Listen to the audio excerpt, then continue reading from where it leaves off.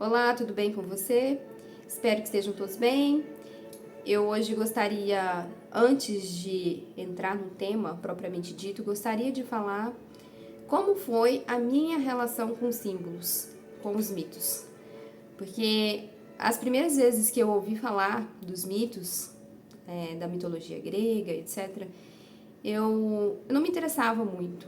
Eu sentia preguiça mental, porque eu achava que eram apenas histórias muito antigas, que precisavam ser decoradas de uma forma muito intelectual. Então, tudo que era muito intelectual acadêmico, eu sempre tive um pouco de preguiça. Preguiça mental intelectual. Eu não via muito sentido em compreender aquelas histórias, eu não conseguia assimilar muito bem. E os símbolos, de um modo geral, embora assim desde criança eu sempre tivesse uma curiosidade, meu pai tinha um dicionário dos símbolos, e eu tinha uma certa curiosidade, queria entender aquilo, mas eu percebi que também estava indo muito pelo lado intelectual, pelo lado mais acadêmico, então aquilo me dava assim muito desânimo de entender aquilo. Então o tempo foi passando, e eu comecei então a estudar mais profundamente a psicologia analítica junguiana, e quando eu me deparei com o termo arquétipos, símbolos, eu queria muito entender o que eram os arquétipos, mas eu não queria entender conceitualmente o que era arquétipo, o que o Jung falou que é arquétipo, porque falar aqui é muito fácil, dar a definição é fácil, é só você ler, mas eu queria compreender de fato, entender com profundidade o que estava querendo dizer com arquétipos, e que eram símbolos. De uns tempos para cá, aprofundando muito os meus estudos, já trabalhando há algum tempo dentro dessa abordagem, mas sempre aprofundando, sempre estudando e sempre estudando em mim mesma em primeira instância, eu fui percebendo que, na verdade, eu sempre tive uma ligação muito forte e intensa com os símbolos, porque os símbolos, eles aparecem a todo momento para nós. Quando a gente sonha e tem um sonho e a gente fala, nossa, que sonho nada a ver, são símbolos. É o diálogo do nosso inconsciente com a gente mesmo.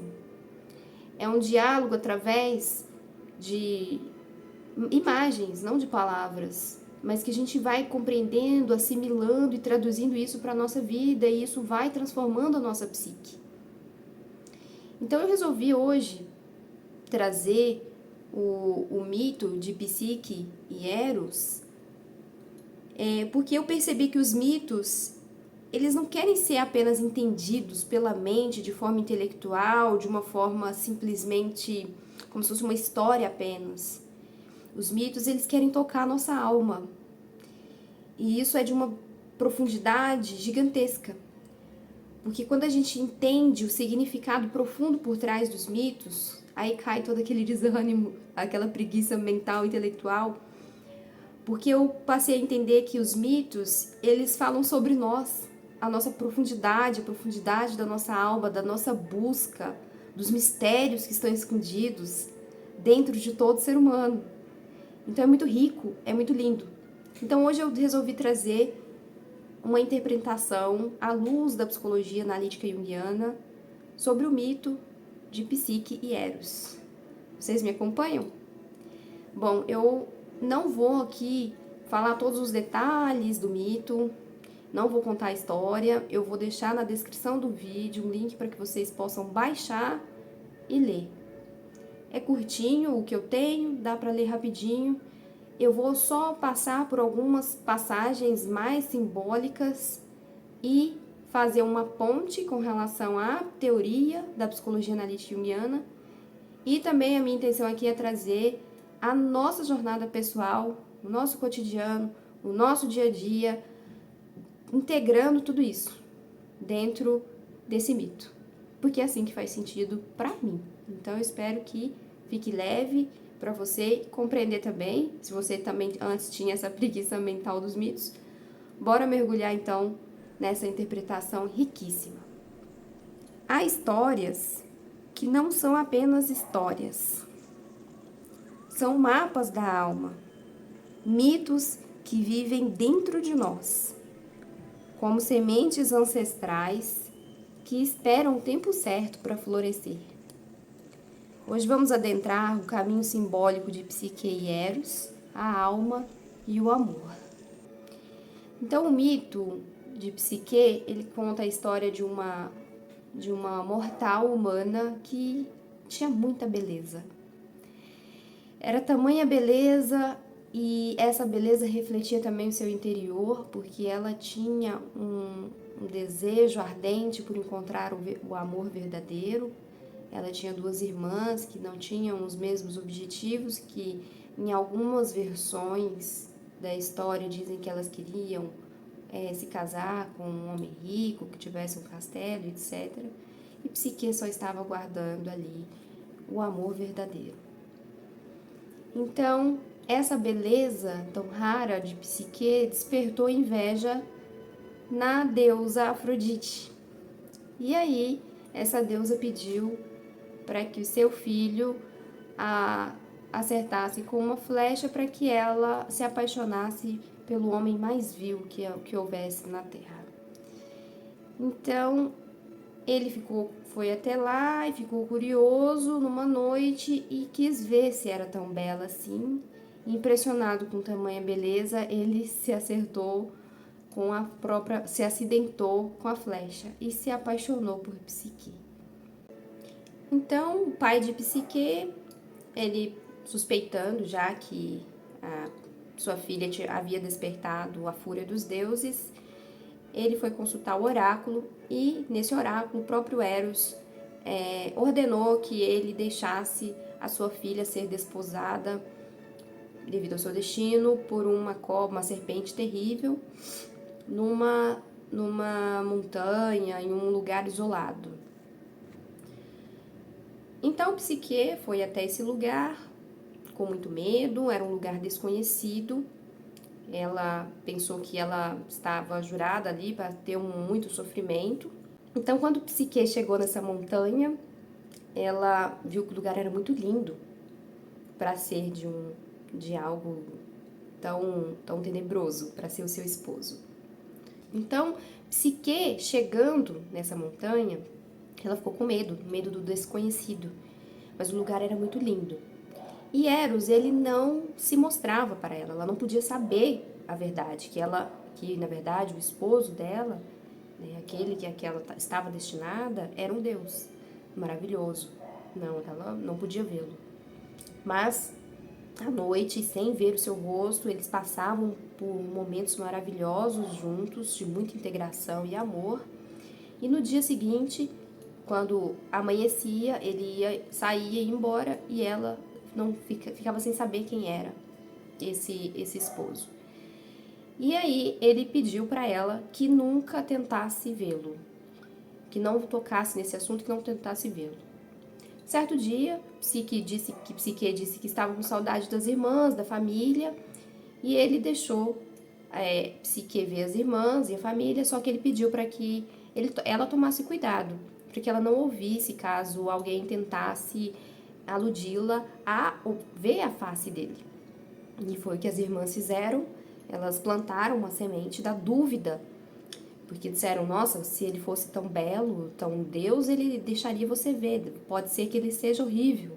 Então, Psique ficou com essa dúvida na mente e pegou e foi ver a face com uma lamparina, só que pingou um óleo nele e ele acordou e ela estava com uma faca, porque ela iria matá-lo se ele realmente fosse um monstro. E aí ela traiu a confiança de Eros e o Eros foi embora. Aqui já temos um grande simbolismo, que aí eu vou relacionar com a nossa existência. Quando a gente sente muitas dores, a gente sente esse chamado para um autoconhecimento profundo, conhecer a nossa psique na totalidade. É como se a psique fosse a nossa alma humana aqui e Eros fosse o self, o Eros fosse o amor, é o amor mesmo, a nossa totalidade. Então a psique ela quer se integrar com esse Eros, ela quer se envolver, ela quer desposar de Eros, porque ela também o ama. E Eros ama muito Psique. Então, nossa alma, ela busca por essa integração, por esse conhecimento, por esse amor verdadeiro, que é dentro da gente mesmo, que é Eros, que é o amor dentro de nós. Então, Nessa jornada de autoconhecimento, aqui já o mito de Psique e Eros já nos traz o quanto a nossa própria mente é traiçoeira. Às vezes na caminhada a gente passa, o mito ele traz etapas do processo de individuação. Essa é uma das etapas em que Psique não conhece a face, ainda é um amor inconsciente, ainda é um amor que ela não tem o tempo todo. É um amor que ela passa momentos com ele e depois ele se afasta, mas ela sabe que ele está ali. E aí, quando essa dúvida ela é plantada na mente de Psique, Eros vai embora. É como se a Psique mergulhasse na sua tristeza profunda, porque ela não tem mais a possibilidade de passar as noites com Eros.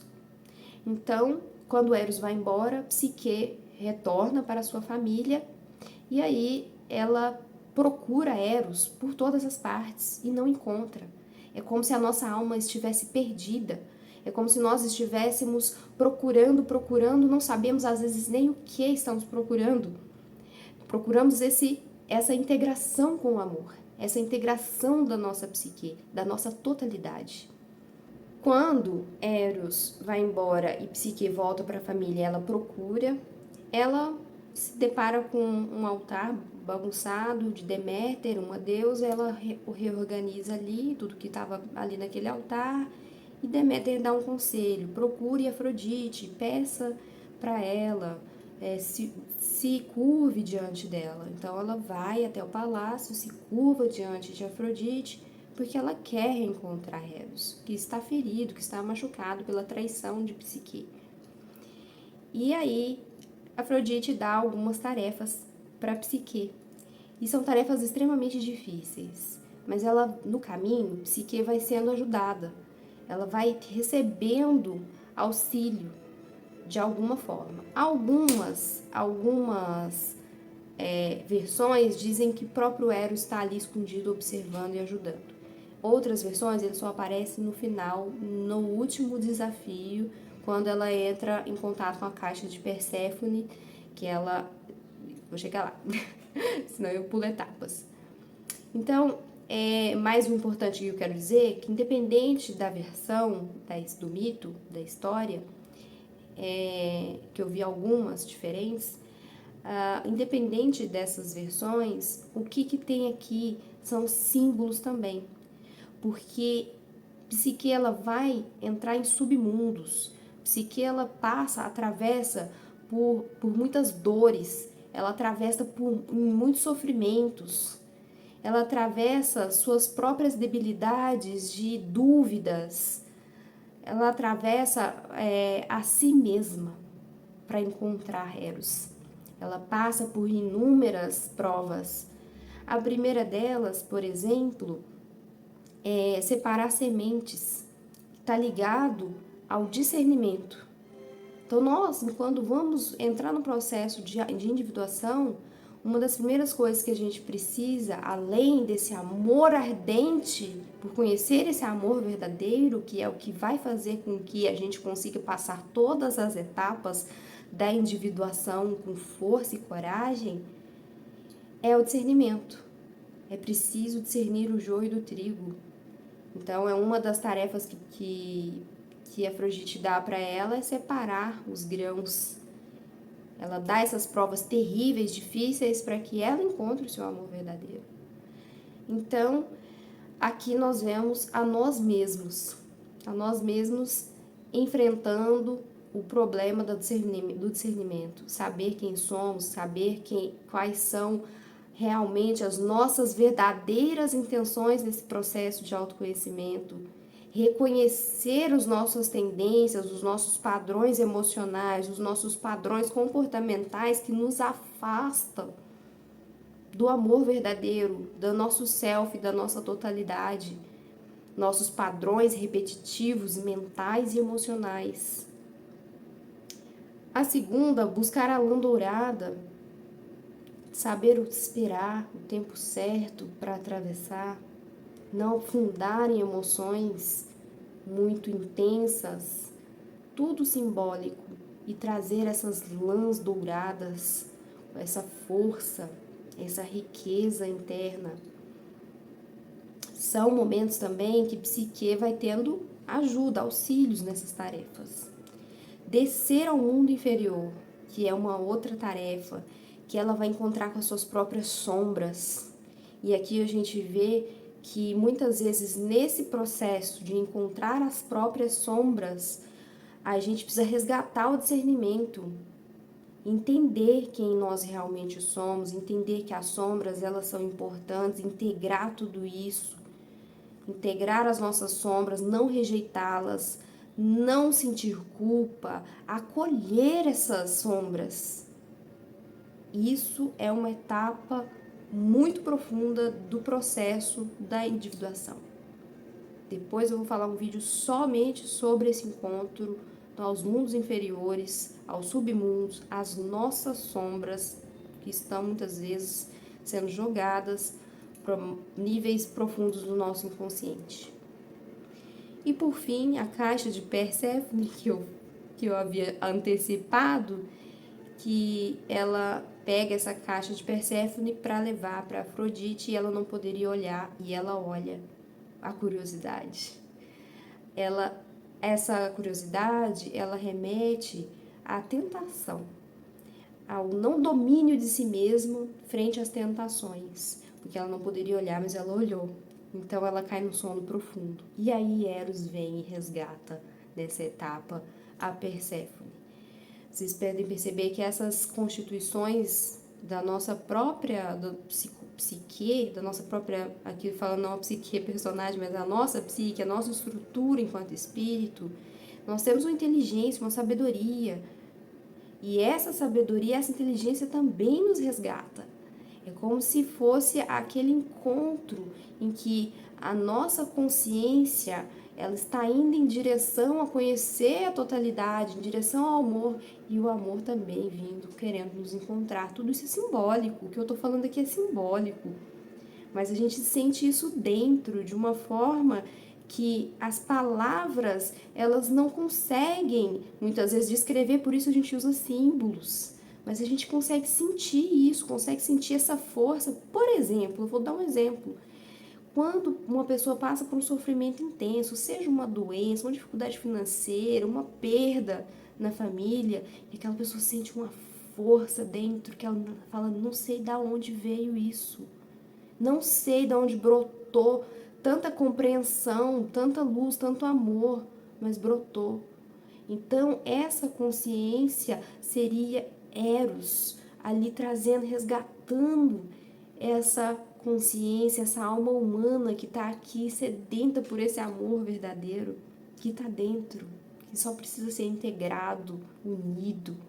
Ai, é lindo, é muito inspirador. Então, psique não é só um mito. Psique sou eu, psique é você, somos todos nós.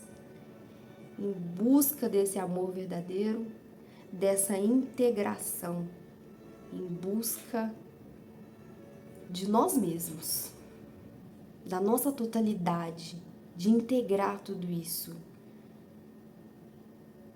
É a alma que aprende a se amar de verdade, atravessando dores, descendendo as sombras, voltando ao amor inteiro, maduro, verdadeiro, sincero, buscando compreender e extrair sabedoria em cada etapa do processo de individuação, de sombra, para que a gente consiga, de fato, um dia se integrar totalmente como psique, que se casa com Eros no final da história, do mito, e que ainda tem um filho. Então, essa alma humana buscando essa parte luminosa, essa parte que no mito é divina, é um Deus, e que está dentro de nós. Não esqueçamos que toda dor e sofrimento que passamos na vida pode ser ressignificado e pode ser entendido como uma etapa desse processo de individuação para que um dia ocorra essa integração dessa totalidade. Eu espero que você tenha se inspirado, assim como eu me inspirei com esse mito, que tenha ficado claro, que não tenha ficado subjetivo e nem distante. Caso tenha ficado, por favor, escreva, pergunte, vamos trocar uma ideia nos comentários, porque eu tive dificuldade de compreender como os mitos falavam comigo, como os símbolos eles me representavam na prática. E eu estou aqui para fazer essa ponte entre os símbolos e você. E eu quero dizer mais. Eu não estou aqui como dona da verdade, eu estou buscando a minha verdade. E eu quero plantar uma semente nos corações para que cada um encontre a própria verdade, a própria significação e as próprias interpretações de mitos e símbolos dentro do seu próprio contexto de vida. Um abraço e até o próximo vídeo. Tchau, tchau.